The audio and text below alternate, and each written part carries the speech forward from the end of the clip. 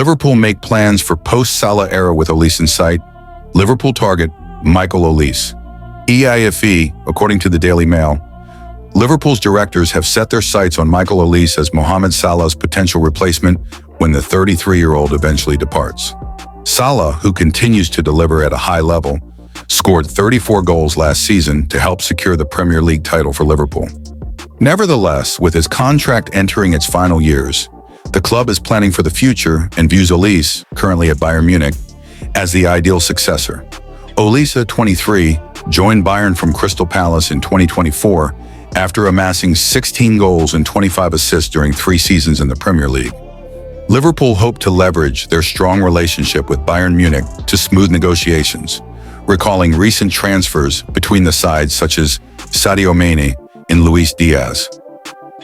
Other Premier League clubs, including Chelsea and Manchester United, have also shown interest in Olise, but the French winger ultimately opted for Germany last summer.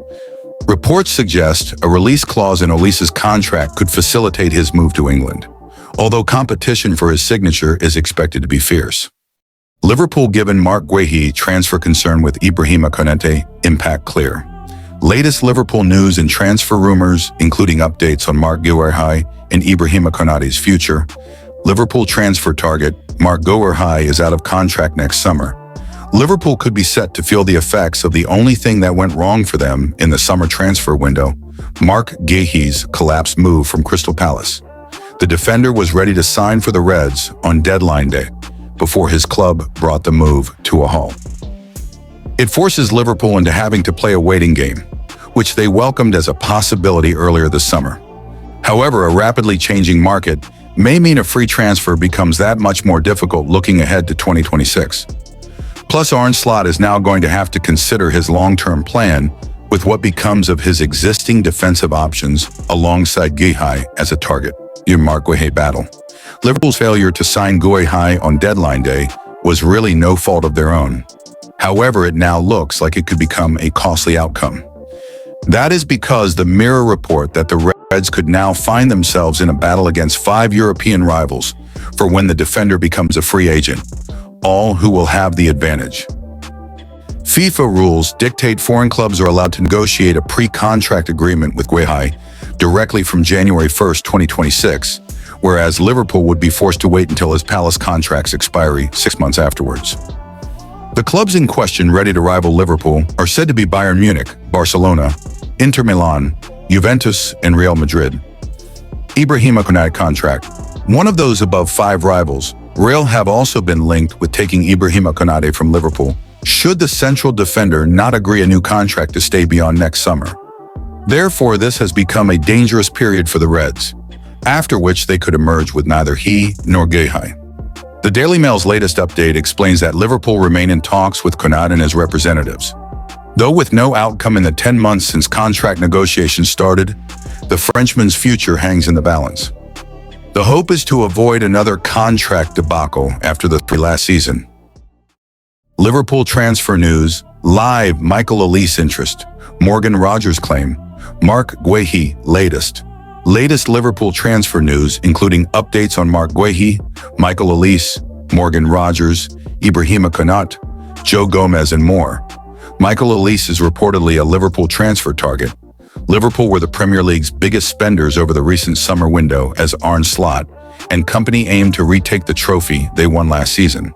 The last to arrive was Alexander Isak on deadline day, with the club paying a British record £125 million for the former Newcastle United striker. But one late deal the club could not get over the line was for Marc Guehi, with Crystal Palace blocking the defender's move in the very final hours of the window. His name is bound to stay a part of the transfer discussion in the months building up to the next January window. Plus, Bayern Munich's Michael Olise and Aston Villa's Morgan Rogers have already emerged as reported targets for as far ahead as next summer. Liverpool beat Newcastle United to transfer target again after £79 million move. Parma chief executive Federico Cherubini has lifted the lid on Giovani Leoni's transfer to Liverpool. Newcastle United boss Eddie Howe and Liverpool head coach Arne Slot. Parma turned down a better offer from Newcastle United for Giovani Leoni this summer before allowing the defender to realize his dream of a move to Liverpool. Leoni switched to Anfield last month when completing a £26 million transfer from the Italian side as part of a major recruitment drive under Arne Slot. The 18-year-old emerged as one of the most highly valued young center-backs in Europe after an impressive campaign in Serie A with Parma, who were reluctant to part with the youngster. But the club's chief executive, Federico Cherubini, has revealed Leoni's desire to move to the Premier League. Champions ultimately proved decisive, despite the interest from Newcastle. "I've always said we wanted to keep him, and he's always said he'd be happy to stay here," said Cherubini to Gazzetta di Parma. "We even turned down an offer from Newcastle, which was more advantageous than the one Liverpool eventually made. When the Reds came forward, our plans changed, both because the offer was very attractive and because the boy made it clear he was very happy to take advantage of this opportunity. On the one hand, it's disappointing to lose such a promising young player, but on the other, we're proud to have believed in him in unsuspecting times, when he'd only played a few games in Serie B. It was the second time during the summer Newcastle missed out on a transfer target to Liverpool, who snapped up Hugo Ekitike ahead of the Magpies for a potential £79 million from Eintracht Frankfurt in July. Leoni is with Italy preparing for their World Cup qualifiers at home to Estonia on Friday and against Israel and Hungary on Monday. In explaining the youngster's first call-up to the senior squad, Italy head coach Gennaro Gattuso pointed to a performance by Leoni up against Napoli striker Romelu Lukaku last season. "When I see a player, there's something that has to strike me," he said. "I think they're young, but they have nerve and already play like adults." Leoni played openly with Lukaku last year, and for me, they're ready. Maybe at our age, we didn't have the nerve they have today, and when I see that, I reward them. Of course, there is always quality at the core. Why Liverpool could always afford to wait for Marc Guehi? With the dust now settled after a remarkable summer transfer window for Liverpool, they know they will be forced to wait for Marc Guehi, but it is a situation they can afford. The circumstances around Crystal Palace's U-turn on a deal for Guehi are as farcical as not checking their emails, as UEFA reminded them of crucial rules around their participation in the Europa League. Palace missed the deadline to get their affairs in order regarding multi-club ownership, as those reminders were sent to a generic address, info@cpfc.co.uk. When it came to the final hours of the summer transfer window, with a £35 million fee reluctantly agreed for the sale of their captain, Chairman Steve Parish was allegedly unreachable as he attended a fitness class in Soho. The insistence of manager Oliver Glasner, who is claimed to have threatened resignation if Guehi left, led to a last-hour decision to pull out of the deal. Guehi was left furious, having believed he was cleared to join the Premier League champions, while Palace are now facing the conundrum of an unsettled captain and a manager who is clearly not fully committed beyond the year remaining on his contract. Palace have strengthened Liverpool's bargaining power. Both Glasner and Guehi's deals expire at the same time. As it stands, on July 1, 2026, they will be free to begin new employment. That makes the decision to keep the defender all the more confusing, though Glasner was rightly adamant that he could not leave if Palace were not in a position to sign an adequate replacement. Though the uncertainty over which European competition they would enter this season clearly clouded the landscape, Palace had long enough to not only acknowledge Guehi's desire to join Liverpool, but also to identify and recruit his successor. Now they are forced to muddle through a busier-than-ever campaign, not knowing if they can rely on the dedication of one of their most important players. Liverpool, meanwhile, can be safe in the knowledge that Guehi wanted them and only them, and that his market value will only diminish in the months to come. They could feasibly return to the table in January, likely for a reduced fee, but those in the Anfield hierarchy will also be aware that, so long as they remain confident in his commitment, they could simply sign him for free next summer. For many, Guehi would have been seen as a luxury signing for the time being, given the quality already in Arne Slot's centre-back ranks. Virgil van Dijk and Ibrahima Konate were one of the best pairings in Europe last season, and that is unlikely to change despite the Frenchman's early season wobble, while Joe Gomez stayed beyond the deadline to provide a reliable option when fit. But it is Liverpool's initial £26 million move for Italian youngster Giovani earlier in the summer which really settles the nerves.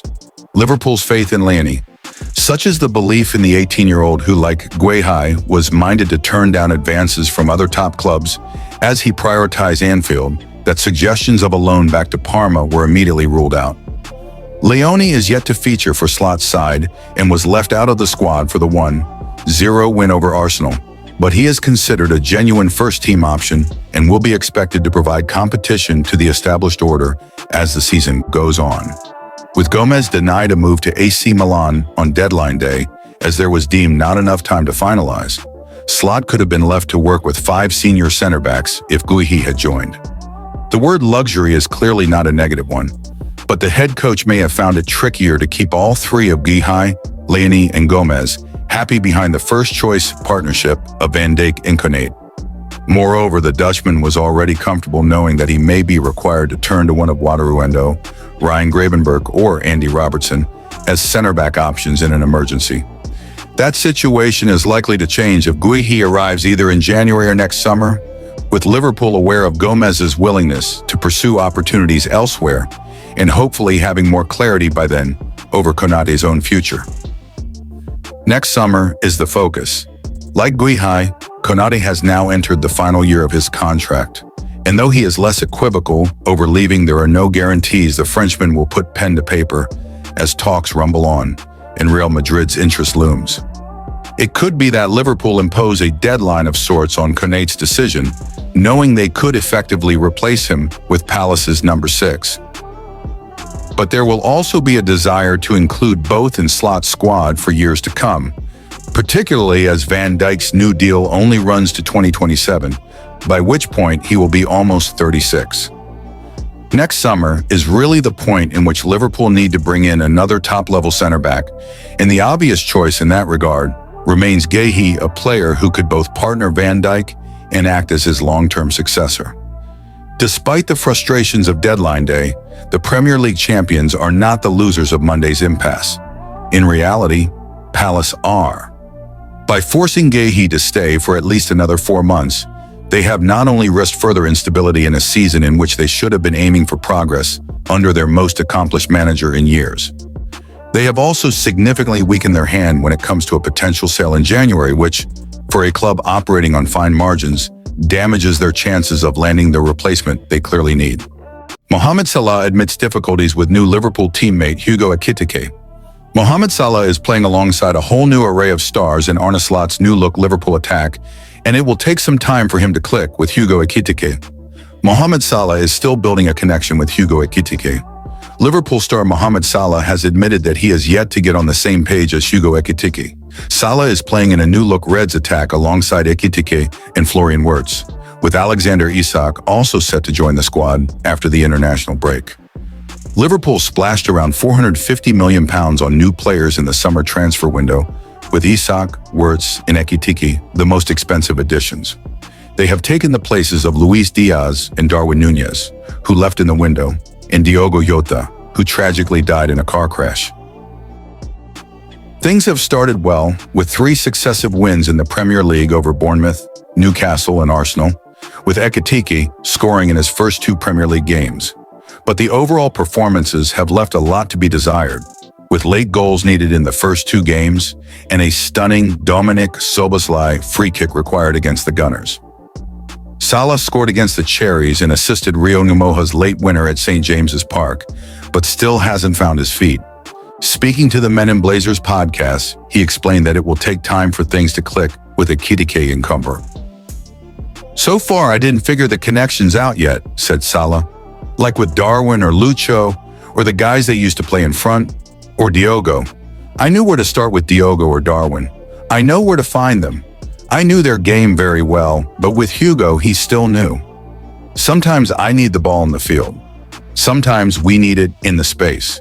We try to figure that out through the training sessions or like the videos the manager shows us. So I will figure it out soon, because also it's going to help my game to grow as well. As well, the £125 million Isak, the £116 million Wirtz, and £69 million Ekitike. Salah is playing with the 17-year-old starlet Ngumoha. He showed his composure by side-footing in Salah's pass to seal the 3-2 win over Newcastle, and he has a good mentor in the form of the Egyptian superstar. Ekitike scored in his first 3 Liverpool games. So what future is waiting for him? It depends how he's going to handle the situation. Salah said of Ngumoha, "How are we going to work? I need to work hard and just stay humble because he's very young. I told him that some players peak too early and they're going to struggle after that. I really wish him the best. He has a good group here around him, and we always try to speak with him, and the manager Arne Slot also speaks to him, so he just need to stay humble and work and see how things go."